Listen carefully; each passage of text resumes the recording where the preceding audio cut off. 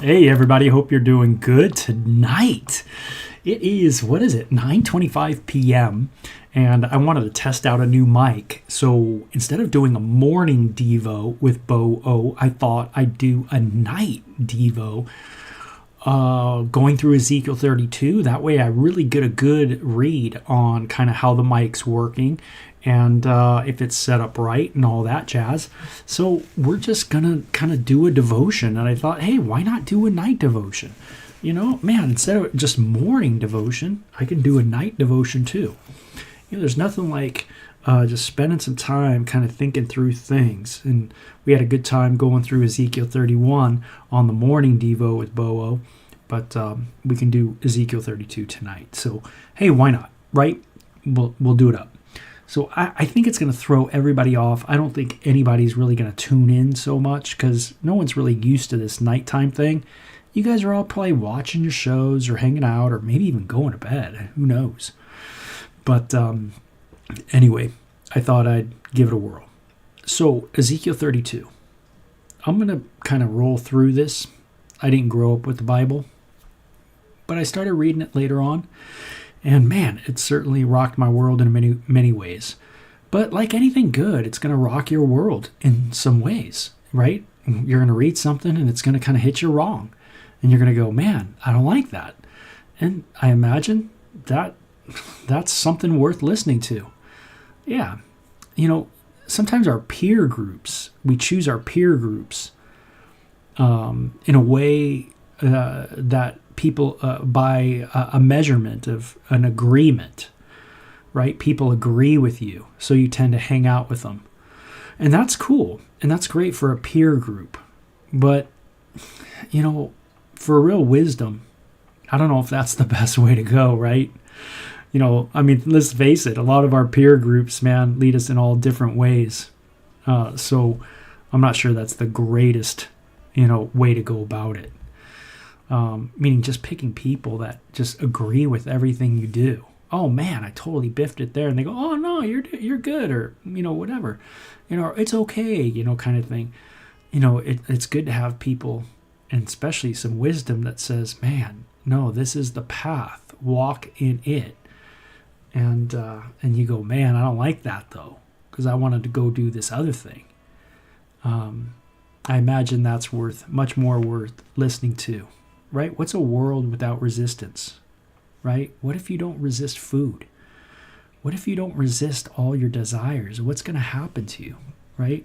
So, yeah, we got to experience something that we have to resist. We have to hear something that we go, oh, I don't like that, but that means we're going to have to learn to resist maybe something. Anyway, it's a thought. So Ezekiel 32 says this: on March 3rd, during the 20th year of King Jehoiachin's captivity, this message came to me from the Lord. Ezekiel gets a message from God while he's in Babylon. Son of man, mourn for Pharaoh, king of Egypt, and give him this message. You think of yourself as a strong young lion among the nations, but you are really just a sea monster, heaving around in your own rivers, stirring up mud with your feet. Now, this is really interesting after our morning devotion of chapter 31, where, Pharaoh is likened to a mighty tree of the Garden of Eden, of all places. And this incredible tree turns, in a sense, its roots go bad. And now we see this interesting message of, hey, you think of yourself as a lion among the nations. How many of us, what do we think of ourselves? Maybe we boast. Maybe this one's going to be about boasting, right? Do I tend to boast a little too much? And it says, but you really, it says, are just a sea monster, heaving around in your own rivers, stirring up mud with your feet. Therefore, this is what the sovereign Lord says, like a crocodile, I guess. I will send many people to catch you in my net and haul you out of the water. Whenever you see the old crocodile hunter shows, man, they're always crazy, right? Because, man, that guy jumps on them and then wrestles them, and it's pretty intense, And I guess that's what's going to happen to Pharaoh. He's going to get jumped on. He's going to get rolled over, and he's going to get taken out of that water. And it says, I will leave you stranded on the land to die. All the birds of the heavens will land on you, and I will leave you stranded on the land to die. All the birds of the heavens will land on you, and the wild animals of the whole earth will gorge themselves on you. Man, that's a tough picture, right? Not only is Pharaoh going to die, but he's going to get eaten. His body's just going to be left to die. Now, it's kind of a real picture of death, too, in a lot of ways, where our bodies decay. I did a 5-hour moto ride today on my ZX-10. And that thing's fast and super fun, super smooth. But I saw a bunch of animals all over the road dead, especially those dead skunks, man, that always smell. You could always tell it's a skunk because, man, when you pass by it, it stinks. But in a real way, in a literal way, all of us can relate to this, right? It's a true ism. We're all kind of worm feed, as the kind of phrase goes. And that's kind of true. And it talks about this. It says, all the animals will feed on you. It says, I will scatter your flesh on the hills and fill the valleys with your bones. I will drench the earth with your gushing blood all the way to the mountains, filling the ravines to the brim. Wow. It sounds like Egypt is going to have a continual downfall, a spiral. And it says, when I blot you out, I will veil the heavens and darken the stars. I will cover the sun with a cloud, and the moon will not give you its light. I will darken the bright stars overhead, and I will cover your land in darkness. I, the sovereign Lord, have spoken.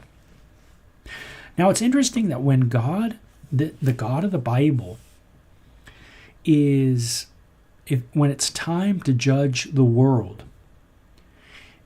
there is this atmospheric description. The sun, the moon, the stars, and something's going on with them. I mean, it's kind of one of those things where it's like, it's in movies, it's in all kinds of shows. It's like something that's so riveted in our culture, this kind of apocalyptic literature. I mean, I think this is what almost like all the horror movies are based off of. It's like the whole horror genre is basically kind of a parody of this, right? Evil, good, crazy stuff going on, stuff like that. And so, hey, if you're into horror or you're into gore and stuff like that, then the Bible might be something interesting to you. Not because it's itself super gory or anything like that, but you can see where some of these ideas come from. They come from somewhere, and the Bible is a very influential collection of books. And so I want you to see that this is not the only place this is at in the scriptures. We've already seen it in other prophets, and it just kind of continues on as a theme throughout the Bible. Oh my gosh, Tina joined. So I thought for sure I was just going to be all alone testing my mic by myself. Thought I'd do Ezekiel 32, but Tina is on the nighttime Devo. So pretty awesome. So anyway, yeah. So the blood, or the moon, the stars, the atmosphere, blood, all this stuff going on, very, very, very eerie. That's why it's kind of a good nighttime Devo, right? But it's again, this idea of the boasting Pharaoh. Oh man, I'm as strong as a lion. Nothing's going to touch me. And then, nope, you're not as strong as you think you are. And that's a good word. Maybe I'm not as strong as I think I am. Maybe I need help. Maybe I need help with people. Maybe I need to admit my faults to people. And maybe I need to just let them know my weaknesses.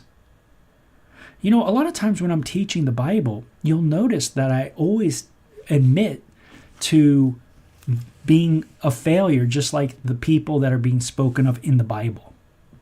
I don't teach the Bible and say oh yeah, it's them. Just Israel biffed it. Yeah, people biff it out there. And there's a lot of people biffing it. You might be here and you're biffing it too. That kind of idea. I always tend to teach I'm the one who's biffing it. I can relate to this because I biff it. You biff it. We all biff it. That's why we need grace. That's why we need salvation. And that's why we need sanctification.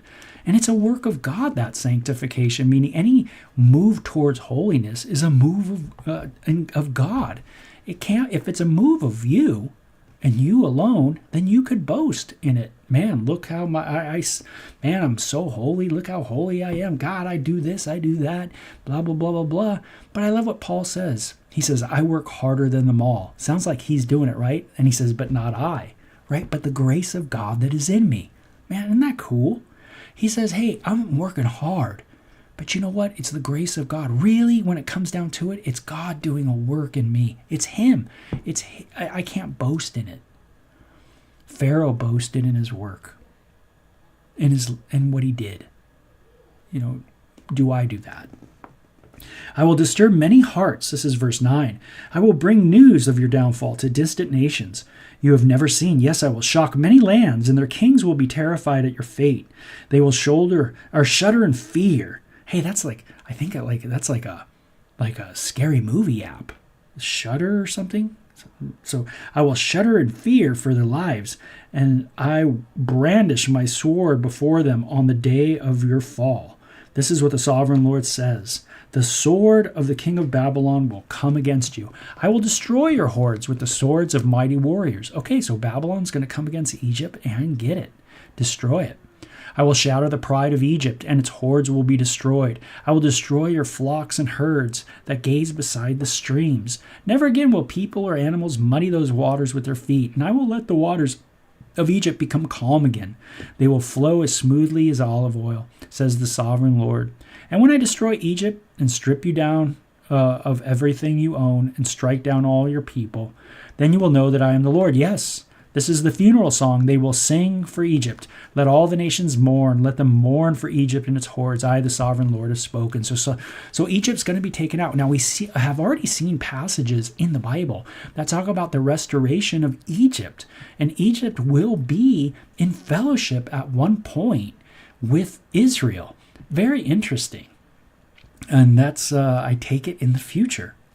And it says, on March 17th, during the 12th year, another message came to me from the Lord. Son of man, weep for the hordes of Egypt and for the other mighty nations. Notice, don't laugh. He says, weep. And I will send them down to the world below in company with those who descend to the pit. Say to them, and these seem to be songs, O Egypt, are you lovelier than the other nations? No. So go down to the pit and lie there among the outcast. Hey, we're all going to die. It doesn't matter how great you think you are, or, whatever you think you've done, man. However, whatever money you made and whatever fame you had, it seems like we're all going to go to the same place. We're all, going to die. And isn't that so true? Isn't that so true? And how should that affect our lives? How should it make me think about my life? Maybe I shouldn't get too cocky. Maybe I shouldn't get too boastful, because my end is going to be just like everybody else's end. Everybody dies. Everybody breathes their last. Do I realize that? Do I understand that? Does it make me take a thought, like a little bit of a check in my heart and go, hey, maybe I need to listen to this person. Maybe this person has something for me. Maybe there's something they can speak into my life. Maybe I don't know it all. Maybe, just maybe I need to listen to the thing that I don't want to listen to. Just maybe, I'm the one who's off too, because I too am decaying. I too am falling apart. That kind of idea. And this is what Ezekiel is told to say to the people of Babylon, the Jewish people, to say, hey, Ezekiel's going down too. You guys are, and they are too. No favoritism with God. Israel's going down and Egypt's going down. And you thought Egypt was going to be your kind of like your best buddy and they were going to help you against Babylon. Nope. Those that you leaned on, they really weren't there to hold you up, it said, right? But notice it says be sad about it. Maybe we get too happy when we see like the destruction of people. Maybe we get just way too like, oh, hooray, hooray, instead of just being bummed. Man, that's a bummer that this is happening. So it says, the Egyptians will fall with many who have died by the sword, and the sword is drawn against them. Egypt and its hordes will be dragged away into judgment. Down in the grave, mighty leaders will mockingly welcome Egypt and its allies, saying they have come down. And they lie among the outcasts, the hordes slaughtered by the sword. Man, this is all the people in the grave saying, hey, you know what? Egypt, you died, and now you're coming down with us. Ooh, it sounds so, like I said, so kind of ooky, spooky horror movie-like, doesn't it? And it says, Assyria lies there, surrounded by the graves of its army. Those who were slaughtered by the sword, their graves are in the depths of the pit, and they are surrounded by their allies. They struck terror in the hearts of people everywhere, but now they have been slaughtered by the sword. Elam lies there, surrounded by the graves, all of his hordes with them. Those who were slaughtered by the sword, they struck terror in the hearts of people everywhere, but now they have descended as outcast into the world below. It sounds so metal, so heavy metal, doesn't it? Now they lie in the pit and share the shame of those who had gone before them. They have a resting place among the slaughtered. Man, it seems like there's so many band names in this chapter. Surrounded by the graves of all their hordes. Yes, that terrorized the nations while they lived, but now they lie in shame with others in the pit, all of them outcasts, slaughtered by the sword. Man, you live by the sword, you die by the sword. And everybody's just waiting for you in the grave, right? Gosh, it's so true, man. You want to be violent? You want to go nuts? You want to be a violent person? Man, violence comes against you too. You see that in war all the time. People, start off something. They start off something very violent, and then all of a sudden it just breaks, and now there's a ton of hardcore war going on, right? Violence happening, killing going on, death going on. You think you had the bigger gun? Well, check out how big that gun is, kind of thing. But it all ends up in the grave. Sad. Meshach and Tubal are there, surrounded by the graves of all their hordes. Man, it sounds like a big old party. This sound, I mean, those old shirts, right? Like, like I want to go to hell because we're just going to party. Well, this passage talks kind of metaphorically, kind of in this idea that in the pit, the grave, the place of the dead, there's all these mighty warriors, right? These mighty places from the south and now from the north. Meshach and Tubal are there, surrounded by their graves, all their hordes. They once struck terror in the hearts of the people everywhere, but now they are outcast, all slaughtered by the sword. They are not buried in honor like the fallen heroes who went down to the grave with their weapons, their shields covering their bodies and their swords beneath their heads. Their guilt rests upon them because they brought terror to everyone while they were still alive. So it sounds like this is like the place of people that really did not die honorably in war, but kind of went rogue, kind of thing. Interesting. There's an honorable way to go, and there's a non-honorable way to go. That's an interesting idea too. Honor and death. Something we don't like to think too much about, but can I die honorably? I remember seeing my mom and my dad die. And, I must say that, man, I got so much out of their death. And the biggest things I got out of their death was they taught me how to die like honorably. Like they went out like courageous as ever. And man, that is so honorable when someone goes out. It doesn't mean that they don't flail or their bodies don't freak out or they're, that kind, or they're not in agony. No, but they went through it like champs. And when you see people die and you see people go through it in the right way, man, it is amazing. But to see someone, God, just die a dishonorable death, someone on a violent rampage that kills people and then kills themselves, it is a tragedy. It is an absolute tragedy. And it says, you too, Egypt, will lie crushed and broken among the outcast, all slaughtered by the sword. Edom is there, with its kings and princes, mighty as they were. They also lie among those slaughtered by the sword, and their outcasts who have gone down to the pit. All the princes of the north, the Sidonians, are there with others who have died. Once a terror, they have now been put to shame. They lie there as outcasts with others who were slaughtered by the sword. They share the shame of all who have descended to the pit. Those today in our world who have struck terror into the hearts of people. And let's face it, some of the stuff that happened, I think of what happened to Israel October 7th, and just reading about it and listening to the testimonies of what happened to people is utterly terrorizing. I mean, it is terror to my heart. I mean, I can't believe someone would kill someone in that way. The kind of gruesome terror, that's got the kind of stuff like, you go to the Renaissance Fair and you walk through the chamber of terror, of torture. And it's like you go through that at the Renaissance Fair and you go, man, I hope this is crazy. And that stuff has happened, in our world, in our time. And it's just unbelievable, right? But it strikes terror. And Yahweh says, you too, you will be put to shame. You thought you were doing an honorable thing. That wasn't honorable at all. And you're going to go down just like they all go down. Heavy. And it says okay, let's finish it up. 31. Then Pharaoh and his entire army arrive, and he takes comfort.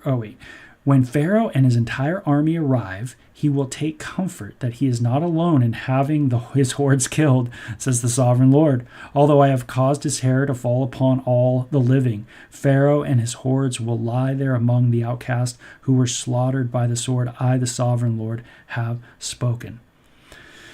Okay, so Pharaoh, hey, you know what? Don't be shocked. You're going to go down and you're going to see what was all the you thought you thought you weren't going to go down to the pit, that you weren't going to that you were going to have an honorable death and an honorable afterlife, but you're not. I mean, and what a scary chapter. So filled with that terror of people that are terrorizing people and oh man, inflicting such great harm. And Yahweh says to Israel, while they're in captivity in Babylon, he says to Israel, he says, Israel, there's going to be a payment, not just in the here and now, but also when they die. And that's like the big picture of the chapter. And that's heavy. Israel, of course, has just been kicked out. God said, you guys are not, you guys are acting crazy. You guys are getting put out of the land. And they've now are in Babylon. And Israel leaned on Egypt. They looked to things other than God. And God says, you don't understand that the people you leaned on, man, they really weren't good people. And they're all going to hang out. They're all going to greet one another in the pit, the place of the grave. And they're going to see one another in their shame. Just what they did in terrorizing people. It's freaky. But it starts off with that idea of boasting. Pharaoh, you've boasted. And that's something I have to look at my own heart and go, boy, do I boast? Mm-hmm. Yeah. And maybe we boast because we're not remembering just how frail we are. That we too will die like everybody. And that there is an afterlife to go into. And how am I going to go into that world? That's what's being opened up in the chapter. So it's pretty cool. And like I said, there's a lot of cool metal band names in this chapter. So it's kind of neat that we're doing a nighttime, Devo about it. But I hope that gives you some things to think about even before you go to bed tonight. Hey, God, help me not to boast. Lord, let he who boast that we know God. Right? If there's any boast, it's God, we know you. And you've given us you. And you've saved me by grace. And you sanctify me by grace. It's all about you. That's my boast. It's you. It's not me. Because if it is me, then I'm going to start looking down on everybody. I'm going to start judging people. Oh, I get crazy, right? Yeah. Hey, Robert, thanks for joining me, dude. I'm surprised.